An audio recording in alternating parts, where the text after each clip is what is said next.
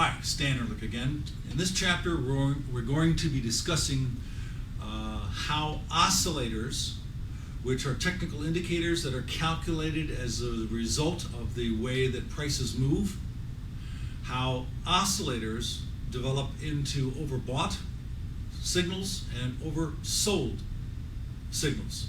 And you could say overbought condition and oversold condition.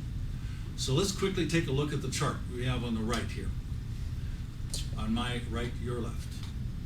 Or is it your left? So, this happens to be relative strength index at the bottom of the screen. It's an indicator that I'm showing on all of my charts that I'm using for this DVD, for this technical analysis group of classes. It is my favorite technical indicator. It is by far and away not necessarily the public's favorite or the one that I would expect everyone to use. It happens to be my favorite indicator. I like the way it acts, I like the way it performs, I like the signals that it generates for me as an individual market analyst, as a technician. I have learned to use this particular indicator very well over the years and the decades. It is my personal favorite, again, not necessarily going to end up being yours. Another very popular oscillator is stochastics. There are lots of these oscillators. Percent R is another one that is very similar to relative strength index. Talk to your broker, ask questions, read technical analysis books. Most of them have discussions about how to use various types of oscillators. Oscillators work very, very well in trading range type of markets where there is not necessarily an extremely strong uptrend or downtrend. That's when they work the best. They tend to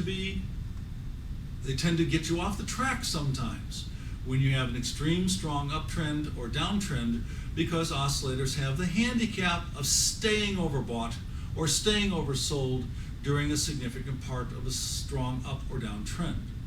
Let's look at this chart.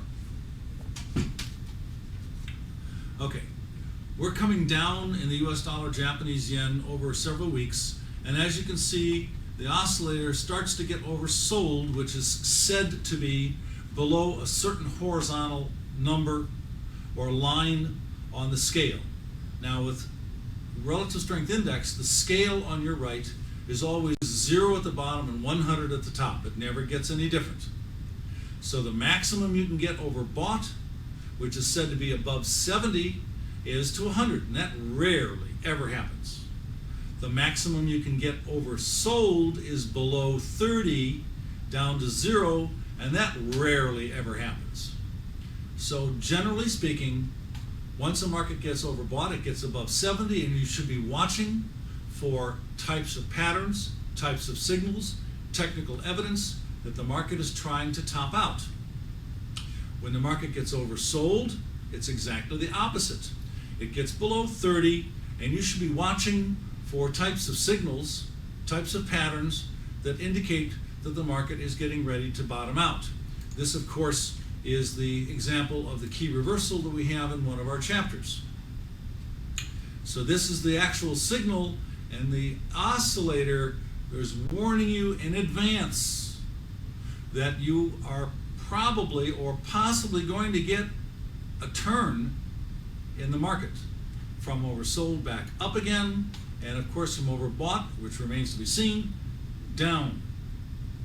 We can use the example back here when the market got slightly overbought, and certainly it turned down. As a matter of fact, I know that that was an excellent bearish turning point in this trend. It started a heck of a good bear move. Even on a short-term basis, look at how we just barely got overbought here, and the market topped out right there. Let's go to the next little oversold condition, and straight up to the oversold bottom.